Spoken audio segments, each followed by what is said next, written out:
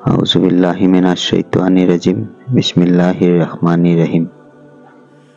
প্ৰিয় দৰ্শক, আজিৰ ভিডিঅ'টোত আমি আল্লাহত ইমান বা বিশ্বাস আৰু আল্লাহৰ অস্তিত্বৰ প্ৰমাণ কি তাৰ বিষয়ে আলোচনা কৰিম। সেয়েহে ভিডিঅ'টো কোনো ধৰণৰ স্কিপ নকৰাকৈ শেষ পৰ্যন্ত চাব। আল্লাহত ইমান বা বিশ্বাস। প্ৰশ্ন: আল্লাহৰ পৰিচয় কি? তেওঁৰ সমকক্ষ আৰু কোনো সত্তা আছে নেকি? উত্তৰ: আল্লাহ এই নিখিল জগতৰ সকলোবোৰ বস্তুৰ সৃষ্টিকৰ্তা, পৰিচালক বা পালনকৰ্তা আৰু ধ্বংস বা সংহাৰকৰ্তা। এই ক্ষেত্ৰত তেওঁৰ কোনো শৰীক বা অংশীদাৰ নাই। তেওঁ একক আৰু অদ্বিতীয় সত্তা। ইবাদত, বন্দেগী, পূজা, উপাসনা অকল তেওঁৰ উদ্দেশ্যেই কৰিব লাগে। দোৱা প্ৰাৰ্থনা, আশা ভৰসা অকল তেওঁৰ ওচৰতেই কৰিব লাগে। ইয়াৰ সামান্য বিপৰীত বিশ্বাস বা কৰ্ম কৰিলেই সেয়া হ'ব শিৰিক আৰু কুফৰ। এয়া আল্লাহৰ ওচৰত অমাৰ্জনীয় অপৰাধ। আল্লাহৰ অস্তিত্বৰ প্ৰমাণ। প্ৰশ্ন: কিছুমানে কয় আল্লাহৰ অস্তিত্বৰ কোনো প্ৰমাণ নাই। এই বিশ্ব আপোনা আপুনি সৃষ্টি হৈছে আৰু আপোনা আপুনি চলি থাকিব। আজিলৈ কোনেও আল্লাহক দেখা নাই, তেওঁৰ কথা শুনা বুলি কোৱা নাই। নেদেখা নুশুনা বস্তুত বিশ্বাস এটা অবাস্তৱ কল্পনাহে। যদি সৃষ্টিকৰ্তাই বিশ্বখন সৃষ্টি কৰিলে তেন্তে তেওঁৰ সৃষ্টি ক'ৰ পৰা হ'ল? উত্তৰ: আল্লাহৰ অস্তিত্বৰ প্ৰমাণ নাই বুলি কোৱাসকলে প্ৰকাৰান্তৰে নিজৰ আত্মাৰ অস্তিত্বক মূৰ্খৰ দৰে অস্বীকাৰ কৰে। নিজৰ আত্মাক, যাৰ বাবে আমি জীয়াই আছো, কোনেও দেখা নাই। তাৰ আকাৰ আকৃতি, অৱস্থান প্ৰস্থান কোনেও প্ৰত্যক্ষ কৰা নাই। সেইবুলি সি বা তাৰ আত্মাৰ অস্তিত্ব নাই বুলি ক'ব নেকি? মানুহ জ্ঞানবান প্ৰাণী হ'লেও তাৰ জ্ঞানৰ পৰিধিৰ সীমাবদ্ধতা আছে। তাৰ জ্ঞানে ঢুকি নোপোৱা বস্তু বা বিষয় অনেক আছে। সি নাই বুলি ক'লেই সেইবোৰ নাথাকিব নেকি? সৃষ্টিৰ বহু জটিল তত্ত্ব আমি বুজি বা ঢুকি নাপাওঁ। সেইবোৰ আমি অস্বীকাৰ কৰিলেই সেয়া নোহোৱা হ'ব নেকি? পবিত্ৰ কোৰাণত স্বয়ং সৃষ্টিকৰ্তা আল্লাহে তেওঁৰ অস্তিত্বৰ বহু প্ৰমাণ তথা নিদৰ্শন দাঙি ধৰিছে। প্ৰথম প্ৰমাণ: আল্লাহৰ আহ্বান প্ৰত্যাহ্বান। ক.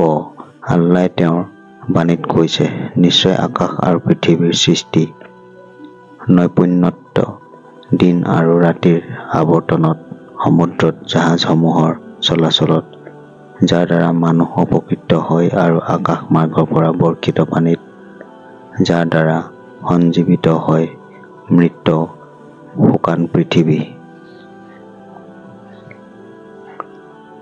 য'ত চৰি ফুৰে জীৱ-জন্তুবোৰে, আৰু বায়ুৰ প্ৰবাহ আৰু ইয়াৰ গতি পৰিৱৰ্তনত, আৰু আকাশ পৃথিৱীৰ মাজত নিয়ন্ত্ৰিত মেঘমালাত বিচাৰ বুদ্ধি সম্পন্ন লোকসকলৰ বাবে আছে স্ৰষ্টাৰ অস্তিত্বৰ অনেক নিদৰ্শন। খ. নিশ্চয় আল্লাহৰ অস্তিত্বৰ নিদৰ্শন তোমালোকৰ নিজৰ মাজতেই বিদ্যমান আৰু সেই জীৱ-জন্তুবোৰৰ মাজতো যিবোৰ পৃথিৱীত সিঁচৰিত হৈ বিচৰণ কৰি ফুৰিছে। গ. তেওঁৱেই আল্লাহ যিজনে প্ৰতিটো বস্তু নিৰ্দিষ্ট অনুসাৰে সৃষ্টি কৰিছে আৰু তোমালোকে দেখা আৰু নেদেখা সকলোবোৰ বস্তুক যোৰা যুগ্ম হিচাপে সৃষ্টি কৰিছে আৰু প্ৰত্যেককে আকৃতি আৰু তদানুযায়ী প্ৰকৃতিও দান কৰিছে। ঘ. স্ৰষ্টা অবিহনেই আপোনা আপুনি সিহঁতৰ সৃষ্টি হ'ল নেকি? নে সিহঁত নিজেই নিজৰ স্ৰষ্টা? নাইবা আকাশ আৰু পৃথিৱী সিহঁতে সৃষ্টি কৰিলে নেকি? প্ৰকৃততে সিহঁতে কোনো কথাতে পতিয়ন নাযায়। দ্বিতীয় প্ৰমাণ: সৃষ্টিৰ নিৰ্মাণ কৌশল। আল্লাহৰ উক্ত আহ্বান প্ৰত্যাহ্বান সম্পৰ্কত চিন্তা চৰ্চা, অনুসন্ধান, গৱেষণা আৰু আলোচনা পৰ্যালোচনা কৰিলেও আল্লাহৰ অস্তিত্ব অনুধাৱন কৰিব পাৰি। উদাহৰণস্বৰূপে, বস্তু বা পদাৰ্থৰ সূক্ষ্মতম তথা মৌলিক উপাদান হ'ল ইলেক্ট্ৰন, নিউট্ৰন আৰু প্ৰটন। দৃশ্যমান নহয়, কিন্তু বস্তু বা পদাৰ্থৰ মাজত এই মৌলবোৰৰ ক্ৰিয়াশীল অস্তিত্ব অনুধাৱন কৰিব পাৰি।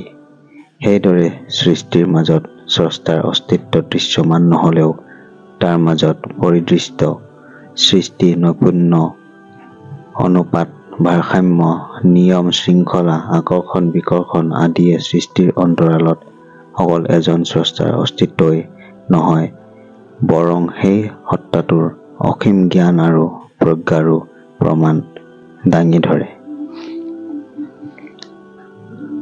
আমি যেতিয়া মানুহ আৰু জীৱ-জন্তুৰ গঢ় গঠন, আকৃতি প্ৰকৃতি, মতা মাইকীৰ ৰূপত, লিংগ বিভাজন আদিলৈ লক্ষ্য কৰোঁ, তাৰ মাজতো এজন অভিজ্ঞ তথা সুবিজ্ঞ সৃষ্টিকৰ্তাৰ অস্তিত্বৰ স্পষ্ট আভাস পোৱা যায়। মতা মাইকীৰ লিংগ বিভাজন ইমান সামঞ্জস্যপূৰ্ণ যে তাৰে এটা যেন প্ৰশ্ন আৰু আনটো তাৰ উত্তৰ। আনহাতে সৃষ্টিৰ প্ৰতিটো বস্তু বিভাজন মৌল তথা উপাদানৰ একো একোটি নিৰ্দিষ্ট অনুপাত অনুসৰি সৃষ্টি হৈছে। তাত কোনো ব্যতিক্ৰম নাই। সামান্য ব্যতিক্ৰম হ'লেও সংশ্লিষ্ট বস্তুটো সৃষ্টি নহয়। উদাহৰণস্বৰূপে পানীৰ উৎপাদনৰ অনুপাত হ'ল H2O, অৰ্থাৎ হাইড্ৰজেন 2 ভাগ আৰু অক্সিজেন 1 ভাগ। ইয়াৰ ব্যতিক্ৰম হ'লেই পানী সৃষ্টি নহয়। এয়া বিজ্ঞানময় স্ৰষ্টাৰ নিৰ্ধাৰিত অনুপাত।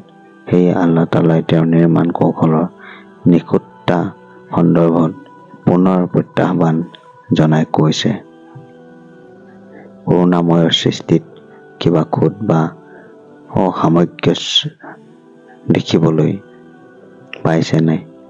তুমি সৃষ্টিৰ প্ৰতি সন্ধানী দৃষ্টি নিক্ষেপ কৰা, কৰবাত কিবা ত্ৰুটি দেখিলানে?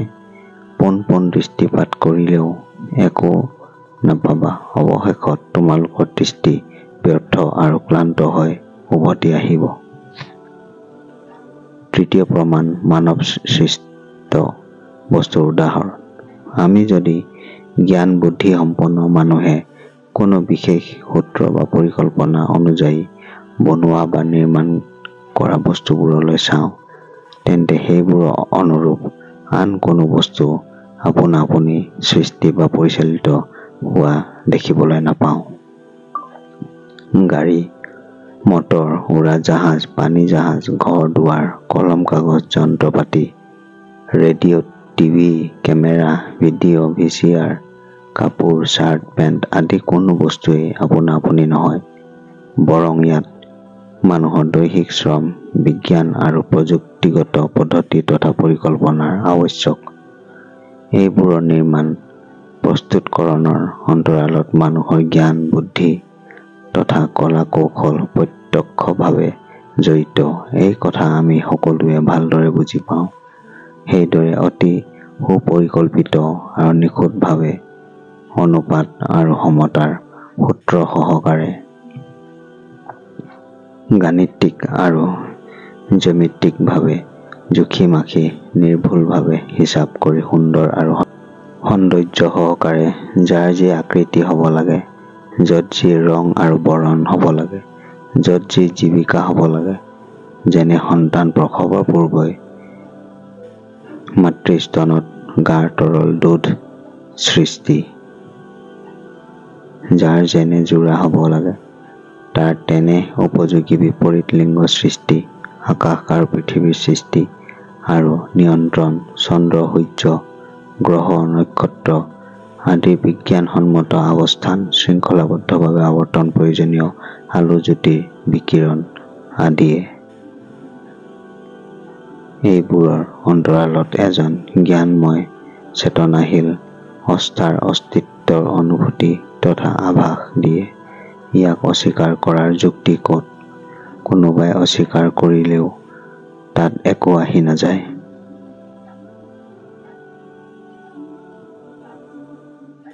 চতুৰ্থ প্ৰমাণ নবী ৰসুলসকলৰ সাক্ষ্য।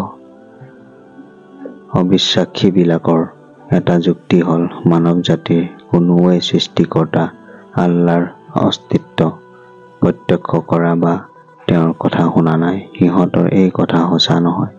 মানৱ জাতিৰ মাজত আবিৰ্ভূত নবী ৰচুলসকলৰ বহুতেই আল্লাহৰ অস্তিত্ব প্ৰত্যক্ষ কৰিছে আৰু তেওঁলোকৰ প্ৰত্যেকেই ওহী বা প্ৰত্যাদেশৰ মাধ্যমত আল্লাহৰ কথা শ্ৰৱণ কৰিছে। মুছা নবীয়ে প্ৰত্যক্ষভাৱে আল্লাহৰ জ্যোতি দৰ্শন কৰি মূৰ্ছা গৈছিল আৰু আল্লাহৰ কালাম বা কথা পোনপটীয়াভাৱে শ্ৰৱণ কৰিছিল আৰু তেওঁৰ সৈতে প্ৰত্যক্ষভাৱে কথোপকথন কৰিছিল বুলি পবিত্ৰ কোৰআনত উল্লেখিত হৈছে। নবী ৰচুলসকলে অদৃষ্ট জগতৰ যি জ্ঞান আৰু অভিজ্ঞতা ওহীৰ মাধ্যমত প্ৰাপ্ত হয় সেয়া সাধাৰণ মানুহে নাপায়, বৰং নবী ৰচুলসকলৰ পৰা সাধাৰণ মানুহে সেই অদৃষ্ট জগতৰ বিষয়সমূহ সম্পৰ্কে জানিবলগীয়া হয়।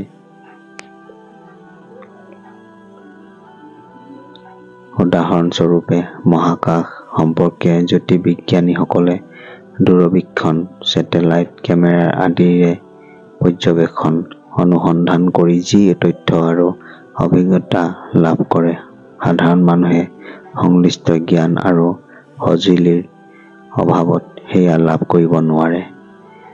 বৰং জ্যোতিৰ্বিদ তথা মহাকাশ বিজ্ঞানীসকলৰ পৰাহে সাধাৰণ দৃষ্টিৰে ঢুকি নোপোৱা কোটি কোটি মাইল দূৰত্বৰ সেই ঊৰ্ধ জগতৰ তথ্য আৰু বিৱৰণ জানিহে তাৰ ওপৰত বিশ্বাস আৰু আস্থা আনিবলগীয়া হয়। নবী ৰচুলসকলে অদৃষ্ট জগত সম্পৰ্কে এই তথ্য আগবঢ়াইছে যে এই জগতৰ এজন সৰ্বজ্ঞানী স্ৰষ্টা আছে। তেওঁৱে এই বিশ্ব শৃংখলভাৱে পৰিচালনা কৰি আছে। এদিন সকলোৱে তেওঁৰ পিনেই প্ৰত্যাৱৰ্তন কৰিব লাগিব। সেয়ে সকলোৱে তেওঁৰ ওপৰত বিশ্বাস স্থাপন আৰু তেওঁৰ প্ৰতি আনুগত্য প্ৰকাশ কৰিব লাগে।